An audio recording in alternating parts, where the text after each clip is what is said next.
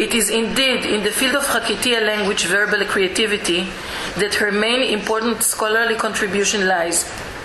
Her book, The Peacock, The Ironed Man, and The Half-Woman, Nicknames, Humor, and Folklore in the Day-to-Day Speech of Tetuan's Hakitiya-speaking Jews, was published in 2014 by the Ben Tzvi Institute for the Study of Jewish Communities in the East, under the auspices of Yad Yitzchak Ben Tzvi and the Hebrew University of Jerusalem, that has also supported Nina during her studies as well as in her postdoctoral work.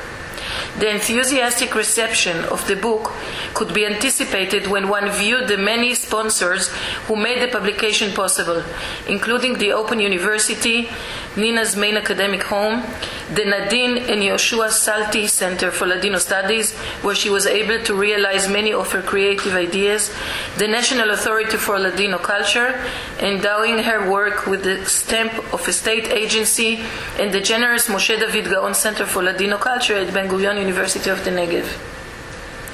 The book grew out of the doctoral dissertation written at the Hebrew University, co-supervised by the foremost scholar of the Hakitiya language in Israel and perhaps in the world, Professor Yaakov Ben Tulila, and myself, her teacher in folklore and Hebrew literature.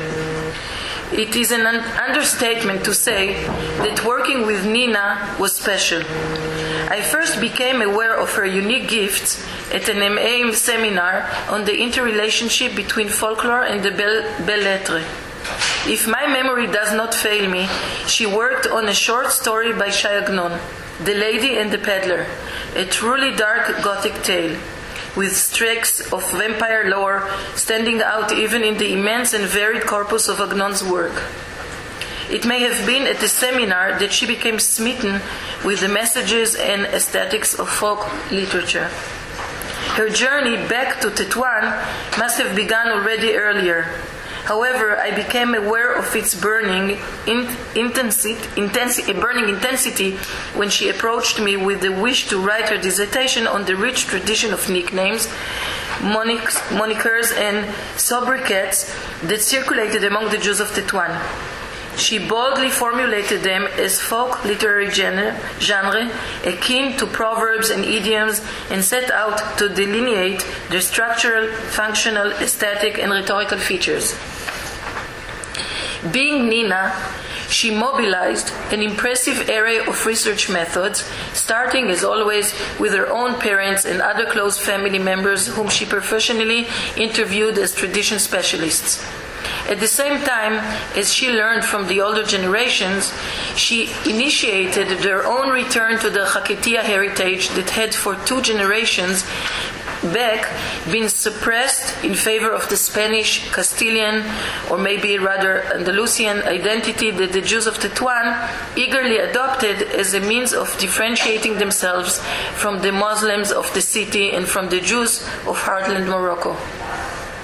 The title of the book gives a taste of the genre, including the nicknames The Peacock, El Pavo, The Ironed Man, El Planchao, and the Half-Woman, La Media. These, as well as some others, such as Maurice Chevalier, for someone who wore a Chevalier-style straw hat, demonstrate the range of humor, satire, and insult that the nicknames may convey.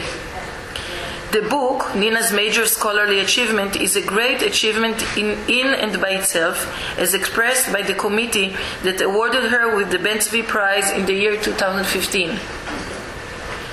The book of Dr. Nina Pinto Abecassis makes a most valuable contribution to a field that has remained unattended by research.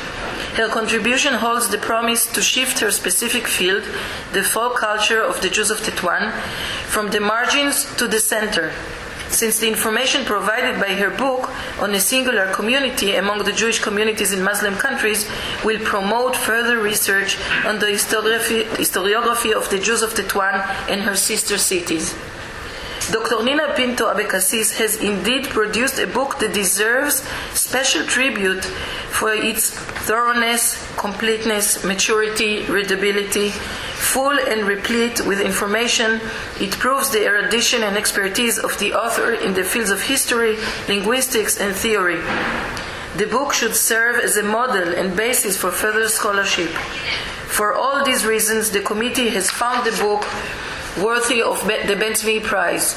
Signed, Professor Yaron Ariel, Chair, Professor Tova Be'eri, Professor Ram Ben Shalom, Professor Nasser Basal, and Dr. Shimon Ochayon.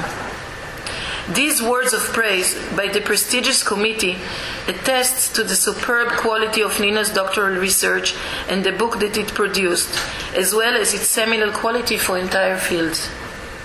However, seen in the context of her entire research production, it becomes an even more impressive achievement, accompanied by many articles printed in respected journals and numerous papers delivered at conferences, symposia, meetings, many of which she herself was active in organizing. Such was the memorable 2015 34th Inter-University Folklore Conference, which she, together with Rela Kushelevsky, Shmuel Rafael, and Veret Tohar, steered to become an intellectually rich and exciting event. The versatility and immense diversity of her fields of study may be demonstrated by mentioning the topics of just a few of the conferences in which she participated. Photography in Jewish communities in the Muslim world and the Balkans, voice, language, and prayer in Jerusalem, representations of childhood, all of which for her were focused in the city of her heart, Tetuan. Nina was not only also interested in the past, but was indeed intensely invested in matters of contemporary culture such as film and electronic media. She contributed high-class posts in social media in the service of culture and education. Her early career included 2 short journalistic stints, 95-96 as a radio journalist with her own program on books, and as Haaretz reporter on police matters in 1999-2000. Most remarkably, she combined 2 seemingly very disparate gifts: introspective, soulful, belleristic writing based on her personal experiences, and the rare gift of marketing her own work. Intimate Tales, published in Hebrew in 2017, provided a deeply personal but easily shared insight into the life of children and youth in a regional town, Ashkelon, characteristically representing the ethnic diversity of Israel, as well as a specific concentration of Jews from northern Morocco and Morocco in general. The lively descriptions and the generous sharing of her inner life and intimate relations made the book a bestseller. The effect was exponentially multiplied by the original initiative to transform the prose into drama, to musical docudrama with the cooperation of gifted artists, director Amir Kriyaf, actresses and singers Nili Tzruya and Michal Weinberg, and the musician Avi Binyamin, embraced by the prestigious institutional support of the Habima Theater and touring around the country. Nina participated actively in all the performances, lending the events the personal stamp of her warmth and charisma. That the 2018 Prime Minister's Prize, established by the late Levi Eshkol, was endowed to Dina was thus no surprise.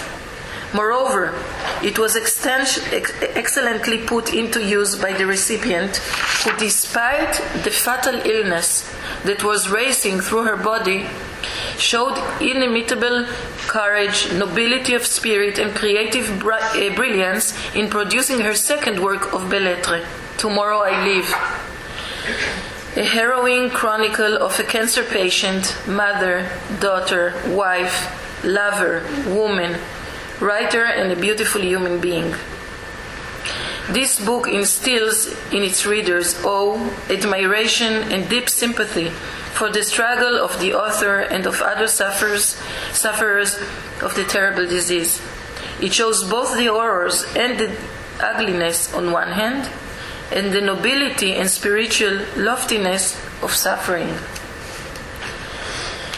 Dr. Nina Pinto Abaxis' momentous achievements are witness to the strength and fruitfulness of a rich cultural tradition, to a supportive and loving family, parents, sister and brothers, spouse and children, and to an extraordinary personality. Nina has been among us and for us, and she will never ever leave us.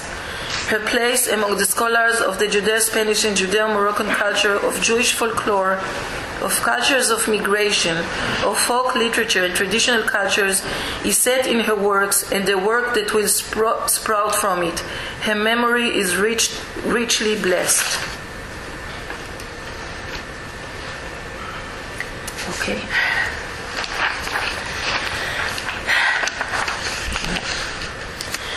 So now we turn to a lecture by Professor Yaakov Ben Tulila.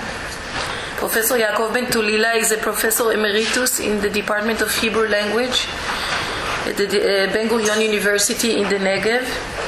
He's a member of the Academy of Hebrew Language, and he wrote extensively on both research fields that he is interested in, modern Hebrew and Hakitiya. He will now give a lecture on the topic. I don't have the problem, yeah. Evolution de la influencia española en la comunidad de Tetuán, tal como se manifiesta en el libro de sus muertos. I hope I pronounced it correctly. Very good.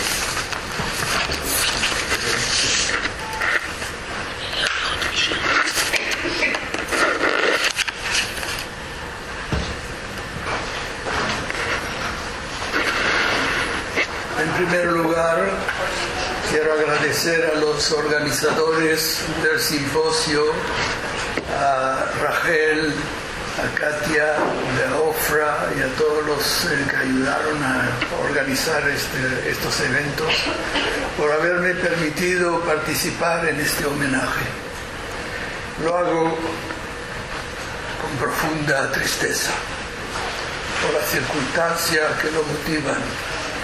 Es para mí un honor contribuir a este evento y evocar la memoria de nuestra querida amiga, paisana, discípula y colega Nina Zichronali, que en Gan Eden esté su alma. El tema del que voy a tratar supongo que le habría interesado mucho: evolución de la influencia española en la comunidad de Tetuán, tal como se manifiesta en el libro de sus muertos. Durante los siglos que sucedieron a la expulsión de España, los judíos asentados en el norte de Marruecos mantuvieron viva la Hakitiya, esa variedad del judeo español que trajeron de la península. La situación de los judíos en Marruecos hasta mitades del siglo XIX era mala. En Tetuán era desesperada. El barrio judío era estrecho y muchos emigraron. La emigración de jóvenes hacia países más acogedores, generalmente de habla hispana, fue hecho corriente a lo largo de las décadas y se convirtió en oleaje cuando Marruecos se independizó. Un vuelco importante sucedió en la séptima década del siglo XIX. Ocurrieron dos acontecimientos que iban a cambiar el destino de los judíos. En primer lugar, el 6 de febrero de 1860, el ejército español conquistó Tetuán, iniciando una ocupación que duró 2 años. Ese día se considera como el comienzo del reencuentro entre los judíos hispano-marroquíes y España. En segundo lugar, en 1862 se fundó en Tetuán la Escuela de la Alianza Israelita Universal, que fue la primera escuela de esa red en el mundo. El proceso de occidentalización se intensificó con el tiempo y recibió un impulso importante en 1912 con el establecimiento del protectorado español en la zona hasta 1956. Muchos españoles se establecieron permanentemente en Tetuán, Tánger y otras ciudades de Marruecos, Se construyeron casas de estilo moderno en nuevos barrios, se abrieron cafés, una sala de teatro, cines, clubes sociales y demás centros de entretenimiento. Muchos judíos se mudaban de la judería al ensanche, donde socializaron cómodamente con cristianos.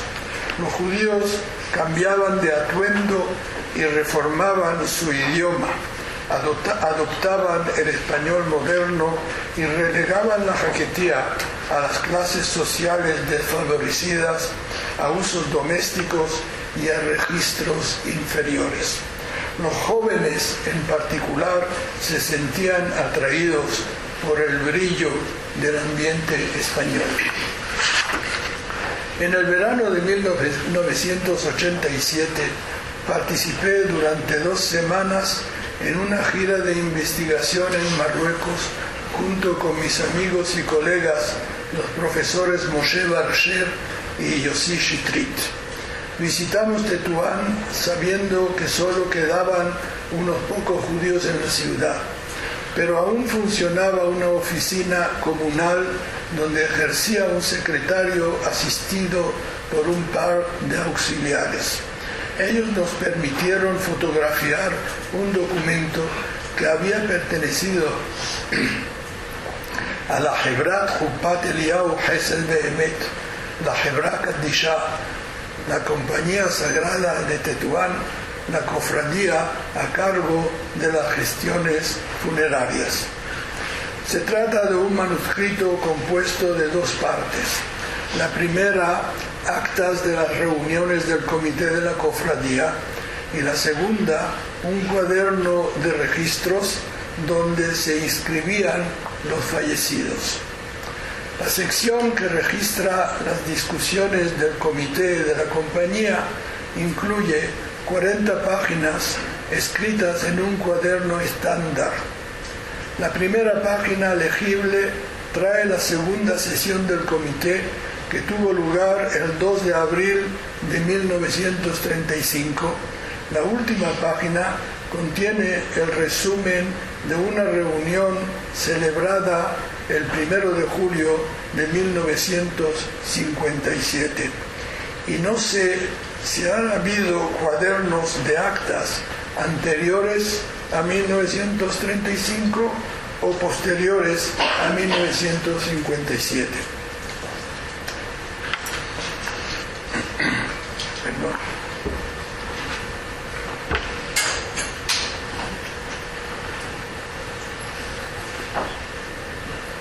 Las actas, escritas a mano en español moderno, lengua y grafía, están firmadas por 3 personas: el secretario, un vocal y el presidente de la cofradía o el chef de la judería. Los debates trataban de temas como selección de empleados, recaudación de fondos, distribución de recursos, gestión de activos y legados, compra de equipos, mantenimiento del cementerio, etc.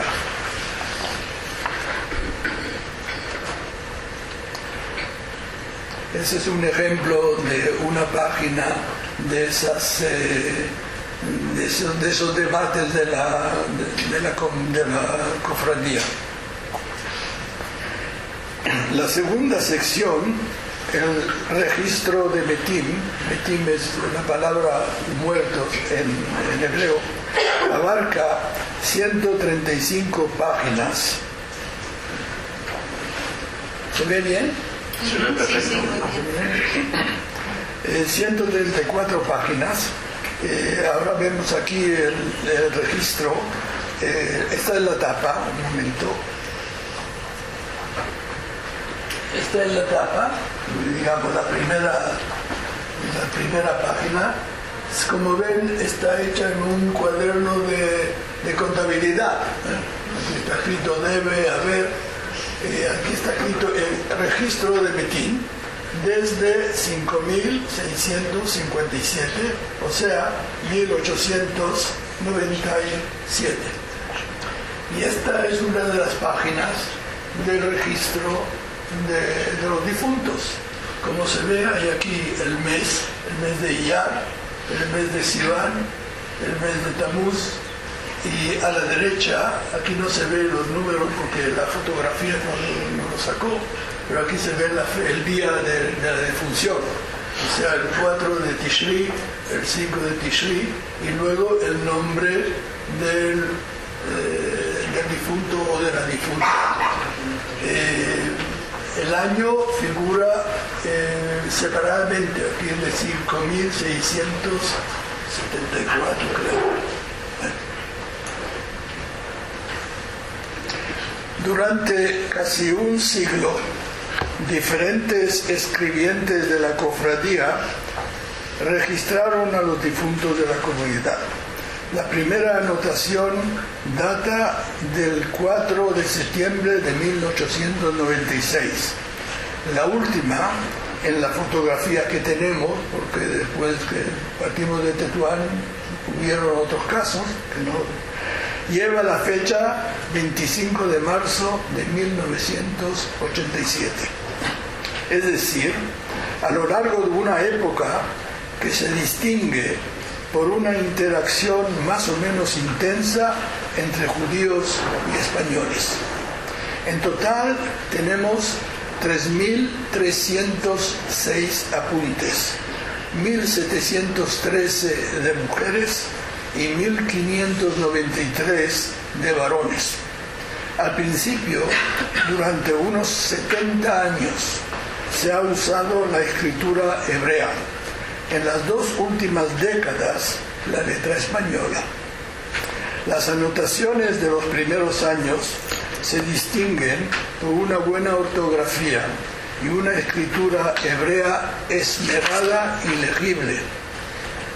Con los años, la caligrafía resulta más dispareja y descuidada, y los errores o caprichos de ortografía se hacen más frecuentes. Yo diría que los últimos usuarios de la letra hebrea ya no tenían la pericia de los primeros. Los apuntes en español comienzan el 5 de julio de 1968. Aquí tenemos un ejemplo de anotación en español que es un poco más detallado que las anotaciones hebreas, porque las anotaciones hebreas traían solo el nombre del difunto, la fecha y a veces un apodo o un detalle. Aquí tenemos el nombre, por ejemplo, Moisés Sananes, lo que se pagaron a los obreros que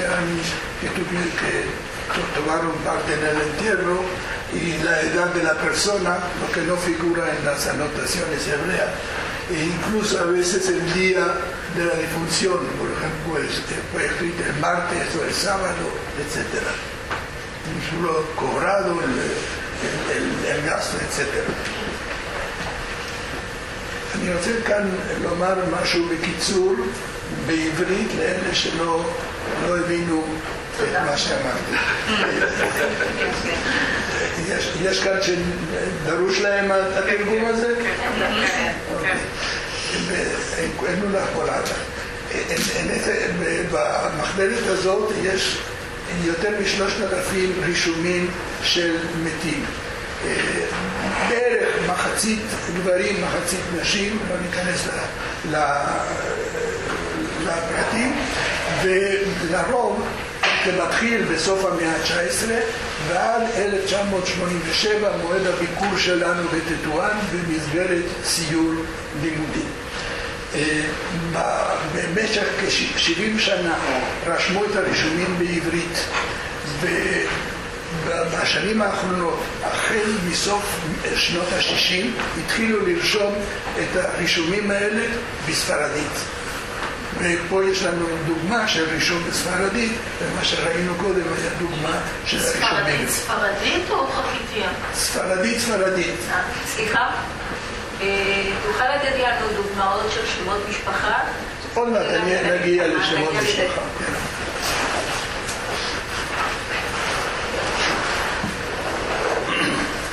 Volvamos al español.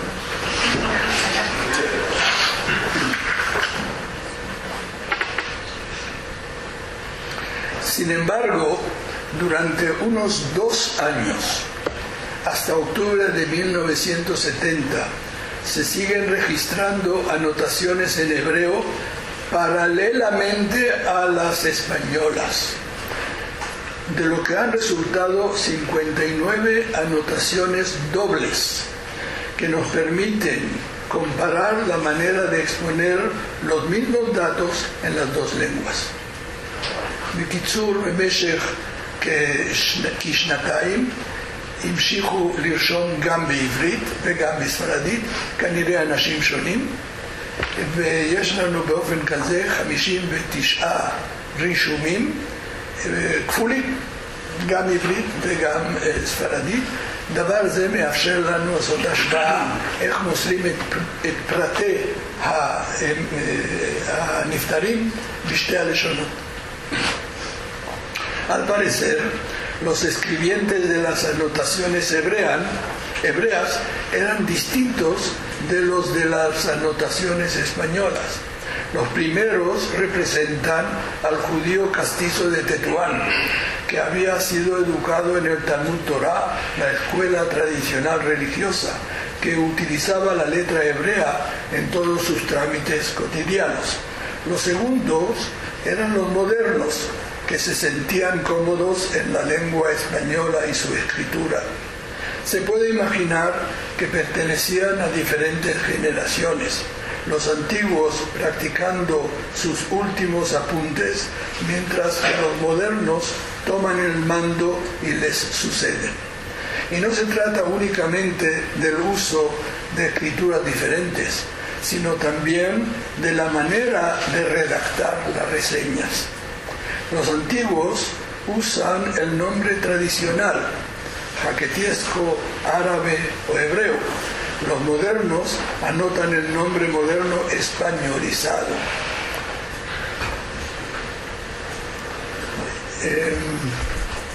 Mientras que ustedes investigan esta comparación, voy a decir en hebreo, זה לא רק עניין של שימוש במכתבים שונים, אלא גם באופן שמוסרים את הדברים. למשל, הוותיקים, המסורתיים, משתמשים בשם העברי, ואילו החדשים, אלה שרושמים מספרדית, משתמשים בשם שהוא כבר הושפע מספרד. פה יש לנו דוגמה, aquí tenemos un ejemplo de los tirados de esos apuntes dobles, que la misma persona figura en un lugar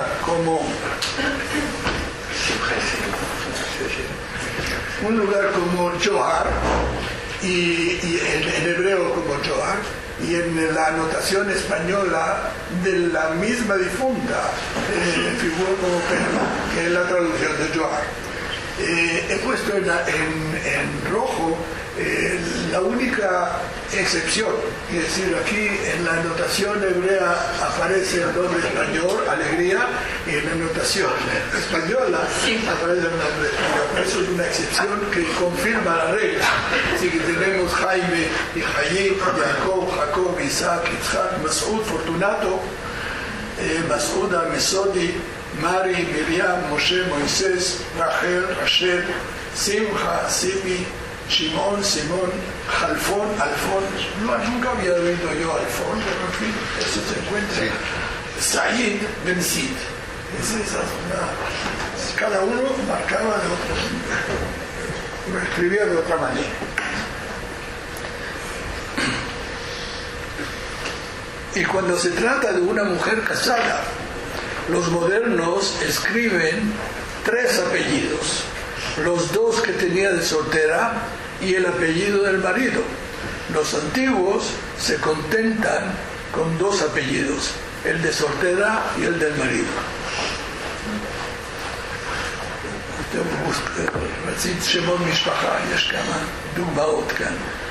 אם כן, החדשים רושמים 3 שמות משפחה, שזאת אופנה ספרדית, ואילו הוותיקים, המסורתיים, רושמים רק 2 שמות משפחה, שם הבית ושם הבעל. לדוגמה, סול איסו וחנון, ביהודה לסלומון סננס, יש לנו איסו וחנון, y Sananes, el nombre del marido. Lea Benjo Akrish, mujer de Eliyahu Levi. Simi Tobelen Ben Miara, Tobelen Ben Miara Cohen, que son 3 nombres. Mientras que en la notación hebrea, Sol y Susi, Almanach Shlomo Sananes. Tomar nada más que el apellido Iso o Isusi y no marcan el nombre Wahnon, como tenía en la paralela español. Lea Benjo, Eshet Eliyahu Levi, Lea Benjo Akrish, aquí no escribe aquí. Todo lo que está aquí en rojo no figura en la anotación hebrea.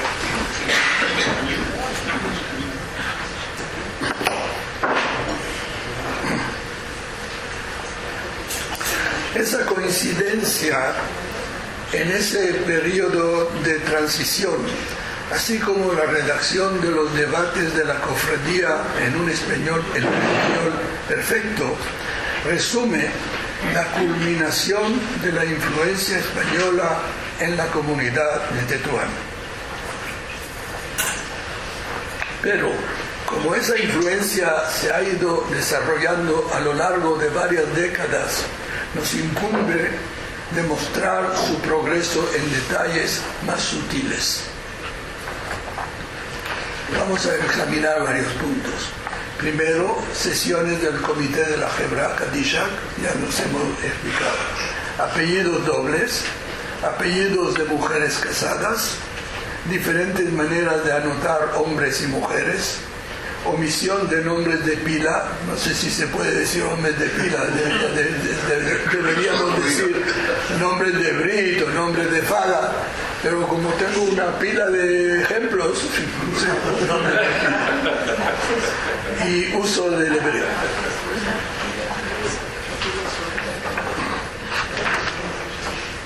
Sesiones del Comité de la Hebra Kadishak. Hemos visto que las sesiones del Comité de la Cofradía se tenían en un español impecable, y eso ya en 1935, o sea, cuando los registros mismos se escribían en letras hebreas. Los castizos se ocupaban de los registros y probablemente de las tareas funerarias, pero son los modernos quienes administraban la cofradía, los antiguos aún presentes, y ya los modernos toman la batuta. Los apellidos dobles. Hay registros tanto de hombres como de mujeres que anotan 2 apellidos. Y ese es otro indicio de la creciente influencia sobre los judíos tetuanís por parte de cristianos españoles, que suelen usar 2 apellidos, el del padre y el de la madre. Por ejemplo, Amar Ben Susan, Serfati Azulay, Ben Saken Corsia, 2 apellidos en vez de 1.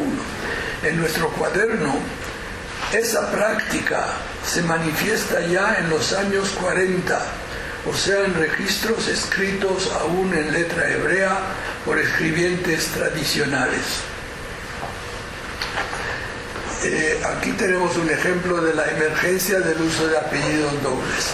Los apellidos dobles están en azul, no sé si en azul se ve aquí. Los apellidos dobles están en azul y el apellido único está en catón, en naranjo, en marrón. Así que se ve, estas son las décadas, 1900 a 1909, 1910 a 19, etc. Y luego en los años 40 ya se empieza, ya emerge la costumbre de poner 2 apellidos, el del padre y el de la madre. Y luego eso ya se intensifica en los años 60 y luego reduce, pues esta reducción es porque la población reduce, de luego. En hebreo, allá, אחד הדברים שיהודי טטואן הושפעו מן המנהגים הספרדיים היה שימוש בשני שמות משפחה, שם המשפחה של האב ושם המשפחה של האם. כן, הראשונים כמעט שלא רואים דוגמאות של רישום של שני שמות משפחה, בעוד שהחל בשנות ה-40, 50, 60, פתאום מופיע ההרגל הזה של לרשום שני שמות משפחה, אפילו כשמשתמשים בכתב העברי.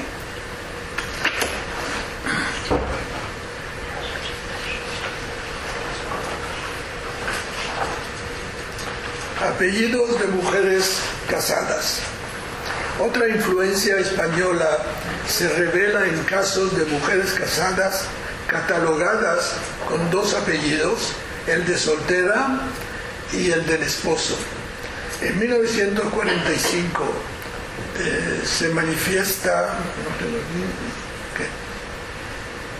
En 1945 se documenta el primer caso de una difunta mencionada de esta manera, Rika Halevi de Bendelac, con ese D de relación usado en España. Otro caso se encuentra en el registro de Perla Ventolila en Nacab de Soto, de 1970. Pero la mayoría de los casos se enumeran con vinculación al esposo, estilo Rachel Benazayak, mujer Samuel Naón, o Zahra Halfón, viuda de Moisés Garzón. La evocación del apellido de soltera aparece por primera vez en 1945 y se intensifica hasta devenir sistemática con el paso a la escritura latina. אחד הדברים שמופיע בשנות ה-40 היה השימוש בשם המשפחה של הבית, לא רק של הבעל, אצל נשים נשואות. כלומר להזכיר שהיא אומנם נשואה לפלוני, אבל היא שומרת עדיין, מזכירים את שם המשפחה מן הבית. Diferentes maneras de anotar hombres y mujeres. Los registros de hombres casi siempre especifican el nombre del difunto y el nombre de su padre. Los registros de mujeres mencionan el nombre del padre únicamente en caso de solteras, de Betulot. Las demás están siempre designadas como mujer de, viuda de, madre de, etc. Los hombres, por supuesto, y mujeres resultan siempre relacionados a un familiar masculino, y esto no va a cambiar ni en los apuntes españoles. Muchas veces, omisión de nombres de pila, como dijimos, muchas veces la relación a un pariente basta para identificar al muerto. Ese procedimiento, poco común en el caso de varones, es bastante frecuente en el caso de mujeres. Entre 1897 y 1945, aproximadamente la mitad de las fallecidas, 542 para ser exactos, han sido registradas sin que su nombre sea mencionado. Aquellas difuntas se identificaron por su relación a un hombre importante de la familia, de la forma mujer de Rabbi Yitzhak Bar Shilon, y según la siguiente distribución: mujer de 237 veces, que dice, no sabemos el nombre, sabemos únicamente que era el nombre del marido. Yo por casualidad conozco, podía poner aquí 236 porque conozco el nombre de mi bisabuela, pero no me fui en el registro. Madre de 126, hija de 98, viuda de 48, hermana, segunda esposa de, suegra de, sin especificar, no voy a ocupar eso, casi nieta de incluso. באלה שדוברי עברית, יש, בעיקר בתקופה הראשונה, היו הרבה מקרים שאצל נשים, אצל נפטרות, לא ציינו את השם הפרטי שלהם בכלל, וכל מה שציינו רק היחס אל איזשהו גבר חשוב במשפחה. אז זה יכול להיות שהיא הייתה אשתו של פלוני, או אמו של פלוני וכדומה, אבל לא רושמים את השם שלהם. לפעמים רושמים, אבל כמעט מחצית המקרים לא רושמים את השם שלהם. אבל אמא זה ברור שיש אחת, אבל אם יש שתי אחיות, אז איך יודעים, אחותו של פלוני נפטרה, איזה מהן, הגדולה או הצעירה? שאלה טובה, אני מניח שאם יש עוד אחות שנפטרה, אולי אז היו רושמים את השם. שהוא האחות הגדולה שלי. נכון, לפעמים רשמו אשתו השנייה של... יש גם אשתו השלישית. יש מקרה אחד של אשתו שלישית, הטרצרה. Esa práctica frecuente en las primeras 4 décadas del siglo pasado cesó por completo en 1946. Y esa cesación me parece ser el indicio más significativo del cambio originado en la condición de la mujer. Fíjense ahora en esta gráfica donde se pone aquellas cuyo nombre no figura están en naranjo. En los casos de que el nombre figura está en azul. Así que como se ve,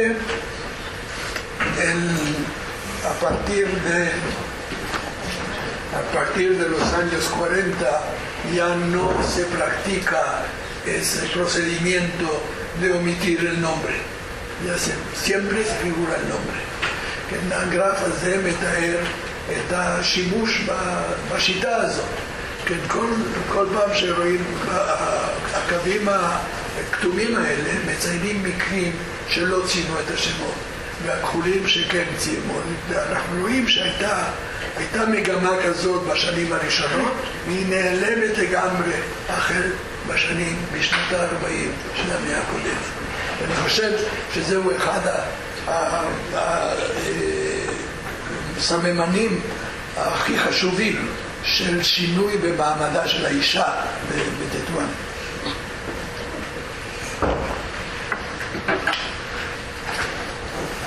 Entre los hombres, solo en 33 casos se omite el nombre, todos de 1896 a 1946, es decir, en el tiempo que el fenómeno prevalecía entre las fallecidas. Esos hombres han sido identificados de la siguiente manera: hijo de 29 veces, padre de una vez, y sin especificar 3 veces. No voy a entrar en detalle porque lo he analizado, eso que no ha sido especificado, no importa.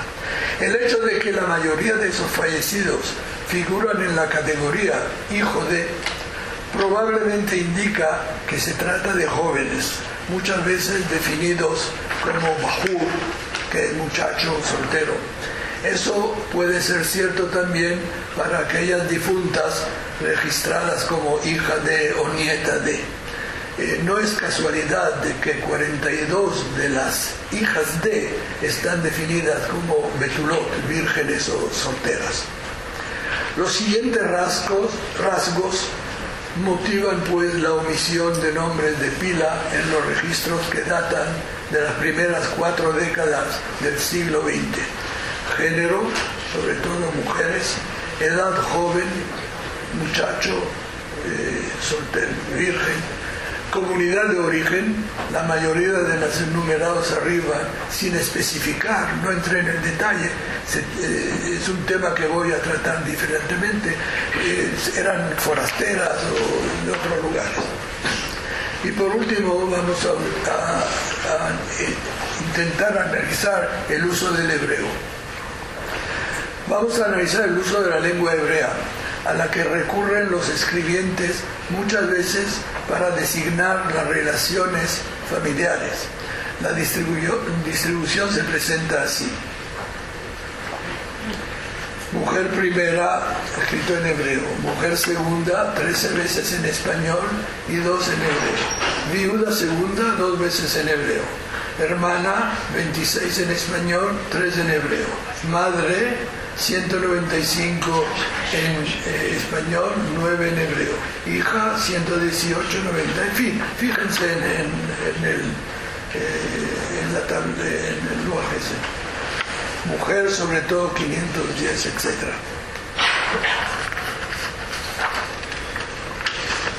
Se constata que los términos menos frecuentes, como nieta, tía, están en español, y que el hebreo se destaca en la designación de parentescos de mujeres, sobre todo hermana, madre, hija, mujer, viuda.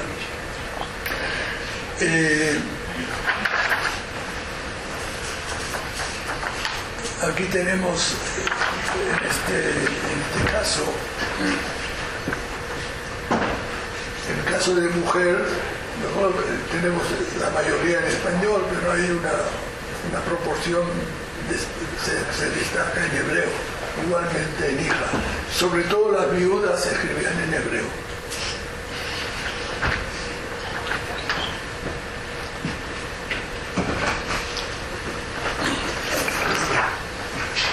Se puede suponer que el estatuto religioso de la mujer es significativo en la mente de los funcionarios de la cofradía.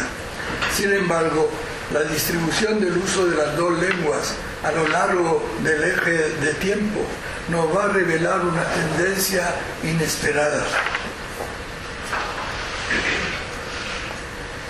En los últimos años del siglo XIX predomina el hebreo. El hebreo está aquí en rojo y el español en azul. Predomina el hebreo, teniendo que ver con el carácter religioso de los funcionarios. Luego, a principios del siglo XX, aparece el español, sobre todo en este pijo, ¿no? Los primeros años del siglo XX, 1912, esto coincide con el protectorado español.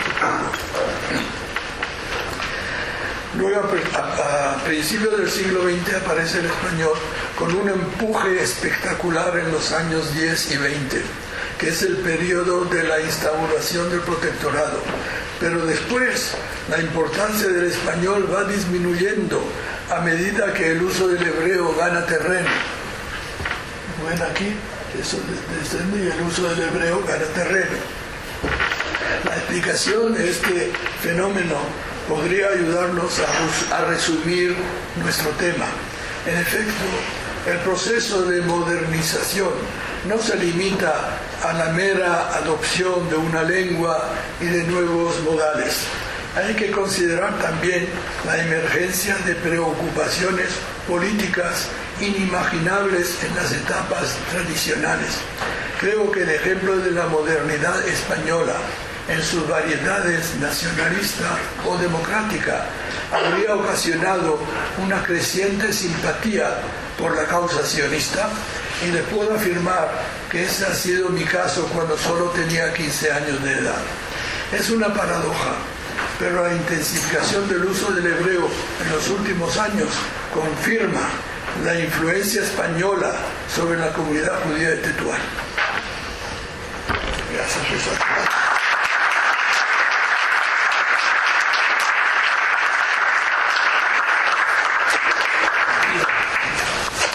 ¿Una pregunta? Sí, claro. ¿Cuál fue la cantidad de asimilados que hubo, judíos o no judíos? Porque los muertos figuran todos judíos y judíos. El apellido de Cohen con Pérez, pues no hay nombres que son no judíos. No hay nombres que no son judíos. Hay uno o dos nombres de extranjeros, de judíos extranjeros, que fueron enterrados en Tetuán.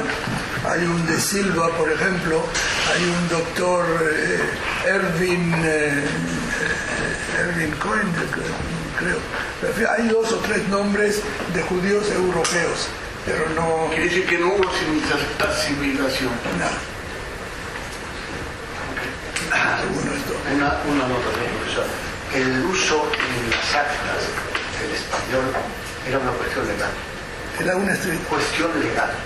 Desde el Estatuto del 31 por la República y las órdenes dadas por el gobierno franquista, el uso del español en las actas era obligatorio tener las actas y era obligatorio usar el español. Pero el español es perfecto. Claro, sí, sí. En las actas de la comunidad se nota igual, exactamente. Y en las actas del círculo recreativo. Gracias. Exactamente. מה הייתה שפת האם? סליחה? מה הייתה שפת האם של אלו שגרו בדדואן? שפת האם, תראי, במשך השנים, האם זה השתנה? במשך השנים, בואי נאמר שבמאה ה-19 דיברו חקתיה, שזה יהודית ספרדית. לדינו. זה לדינו של מרוקו. ובמשך הזמן התחילו להשתמש בספרדית מודרנית, בשנים האחרונות דיברו ספרדית מודרנית. זה כבר אמרתי בהתחלה, זאת אומרת, היה שימוש בחקתיה, כלומר, בכל מיני פינות שייחדו לחקתיה, אבל שפת האם הייתה ספרדית. עוד שאלות? כן. Hay un aspecto que no has tocado en tu conferencia y es el tema de los motes que figuran en los registros. Y yo creo que eso es algo muy interesante. Claro, desde luego no podía utilizar todo. Lo tengo en mi trabajo tengo un capítulo sobre los motes. Pero en el registro no hay notas. Sí. Mucho. Y además eso confluye con Nina. Sí, Desde luego, eso mismo. desde luego. Sí. Claro, los motes son muy interesantes porque hay motes de todas clases. Hay motes fantásticos. Le puedo decir, por ejemplo, cuando Nina utilizó el mote la media, soy yo quien se le dio de registro.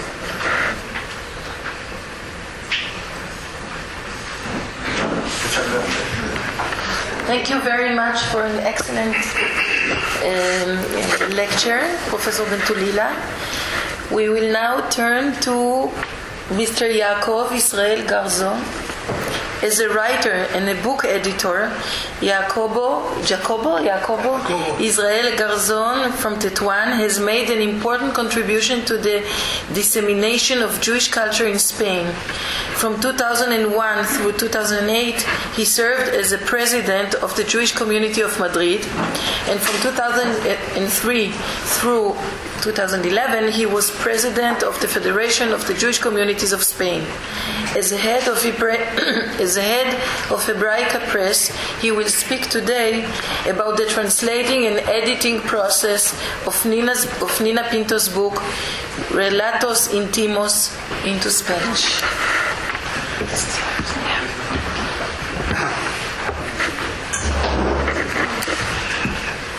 Buenas tardes. En primer lugar, quiero agradecer a todos ustedes el estar aquí presente y a los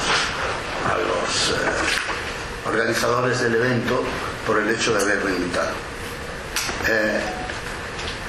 Esta reunión verdaderamente es una reunión que está llena de tristeza por alguna parte, porque es una mujer que se perdió recientemente en una edad muy joven.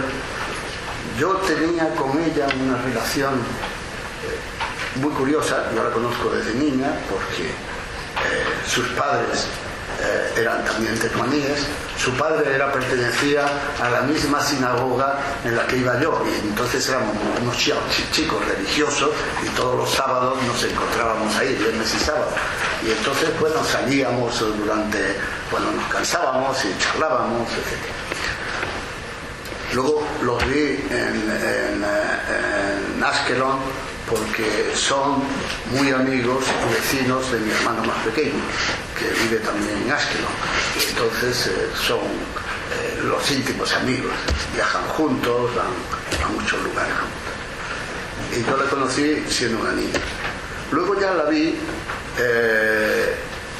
de mayor, interesada, la leí en algunas revistas, en algunas actividades, y tuve con ella una conversación muy interesante hace unos años, cuando yo presenté en Tel Aviv mis primeros trabajos sobre la gramática de la jaquetía comparada con la gramática española.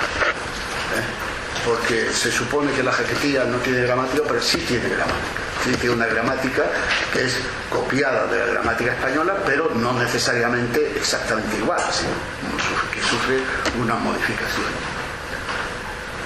Y lo presenté en el seminario de Bar-Ilan que lleva Shmuel Rafael. Ella estaba, y luego a la salida estuvimos charlando durante mucho tiempo. Fue tan amable de acompañarme hasta mi casa, desde Bar-Ilan hasta Netanya, y bueno, aprovechamos para charlar y para estudiar por qué nuestra cultura seguía siendo preterida dentro de los estudios judíos. De hecho, cuando yo presenté mi libro sobre la jaquetía lengua y literatura oral del judeo español de Marruecos, o jaquetía, fue ella en el Cervantes, fue ella la que lo presentó hace algunos años. Sobre este libro en particular, ella tenía mucho interés en que se publicara en castellano, y hace unos años me dijo que sí, la editorial hebraica lo publicaría. Y yo le dije sí, pero siempre que esté en castellano, porque somos una editorial que evidentemente no tenemos ánimo de lucro porque no somos estúpidos, pero porque tener lucro en una actividad editorial es casi imposible de este tipo, pero claro, traducir ya es un coste excesivo. Y entonces me dijo que ella se iba a encargar. Nos firmamos un acuerdo en el que yo me comprometía a imprimir y editar el libro y distribuirlo. Y hace unos meses, muy pocos meses, de hecho, yo diría que creo recordar que fueron los primeros días de junio, y ella falleció a final de julio, bueno, los 20 y tantos de julio. Me dijo, ya está la traducción la ha hecho Florinda Goldberg, y tenemos la traducción, y cuando lo pueda hacer. Y entonces yo me puse manos a la obra rápidamente, porque sabía la triste situación en la que se encontraba, y quería que ella lo viera, que ella viera el libro. Ella ya estaba mal, y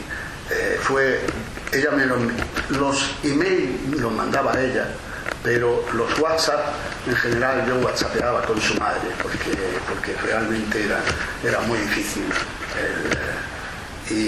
Pero tuvo la entereza de aprobar la maquetación porque yo me gusta que los autores aprueben.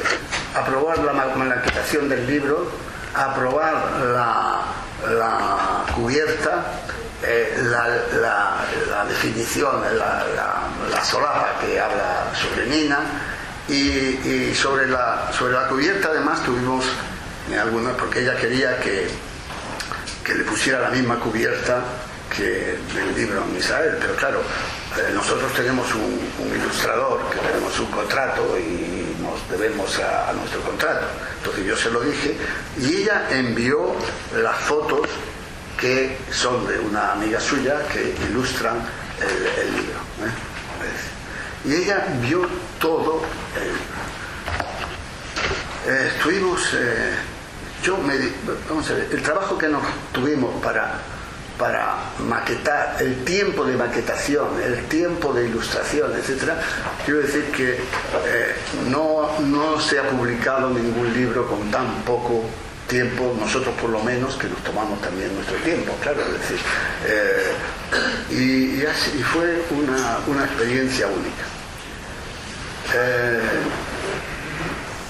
Desgraciadamente, el libro llegó el lunes y ella había fallecido el domingo. Ella no lo llegó a ver,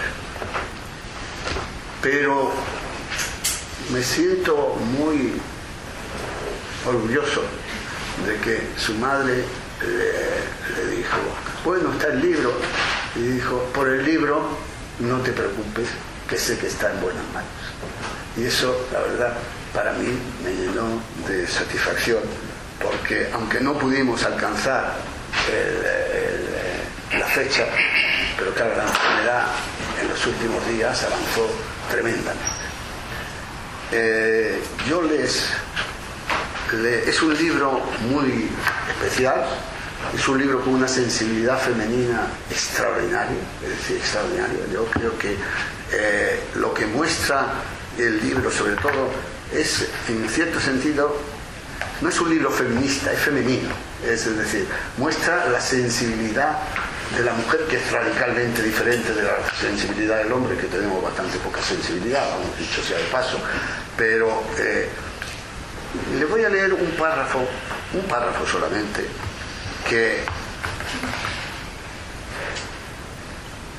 para que se den cuenta. Yaron regresó de Eilat y continuó conmigo como siempre. Me dediqué a el día solo a mí, y cuando a las 10 yo volvía a casa, quedaba libre para otra vida con la que yo no tenía nada que ver. Yo le perdonaba. Prefería mantener las cosas así a no tener nada.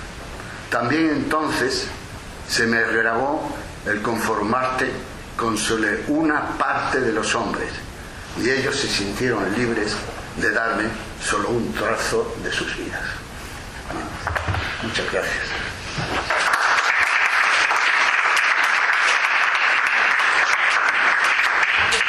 He traído algunos libros por si a alguno le interesa, es decir, luego al final de la jornada, los he traído. Thank you very much. And now we will turn to José Ben Dahan Pinto. Ani. Ata. Ben Dod, you are a cousin of Nina.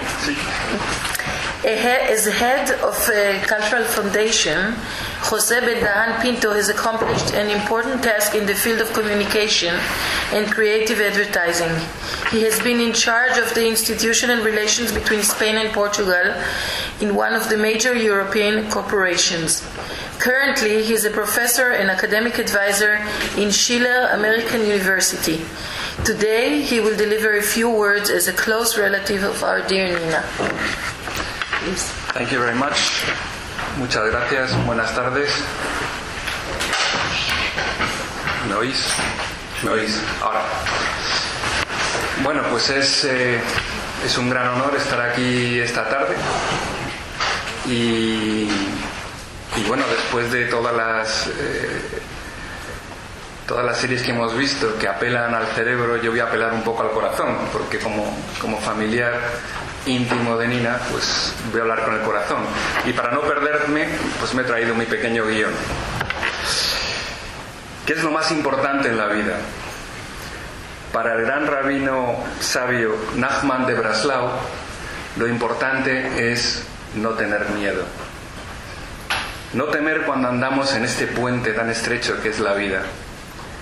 Y en este sentido quiero decir que la doctora Nina Pinto, o Nina la Morena, como la llamamos en la familia, tuvo una vida plena, porque se enfrentó sin temor y con gran serenidad a una muerte prematura. Luchó sin resignarse, dejando constancia de su batalla contra la enfermedad como una afirmación de vida en su último libro, Mañana ya no estaré. Hoy es mañana y Nina ya no está. Pero como hemos podido ver esta tarde, Nina permanece entre nosotros. Está su voz, está su obra, está su ejemplo vital como hija, madre, esposa, profesora, hermana, amiga, querida en todos estos aspectos, muy querida. Y también recordada en una especie de jaque mate a la guadaña por su visita a destiempo. Permanece su voz a través de nosotros, permanece su pensamiento a través de su obra, permanece su amor a través de sus hijos y marido y familia. Por ello, Y como cierre, le dedico este dicho ladino, que seguro le haría mucha ilusión, como homenaje a su obra vital y literaria. La palabra que no es escuchada no aprovecha nada. La palabra y el trayecto vital de Nina Pinto de Casís se escucha y se aprovecha, haciéndonos mejores personas. Gracias, Nina, por tantos regalos maravillosos. Mi prima, mi querida prima. Gracias.